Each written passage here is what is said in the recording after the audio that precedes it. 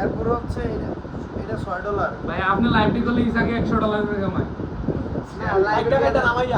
ভাই আজ যে আমরা হলো ছবি তোলেন $500 পাইবেন ভাই একটা আপলোড করেন ও ভাই সিজি সাকসা দাঁড়া আমি দেই এই মাসে কয় টাকা কথা বলে লাইসেন্স নাই বাস জোরা কইেন আমরা শহীদ ভাই এই মাসে $129 মাশাআল্লাহ এই দুই দিনে ভাই কত মাসে এই মাসে এই মাসে আগামী হলফনামায় আয়ের একটা উৎস হিসেবে এটা দেখাই দিতে হবে $3399 আর আগের মাসে হচ্ছে $3399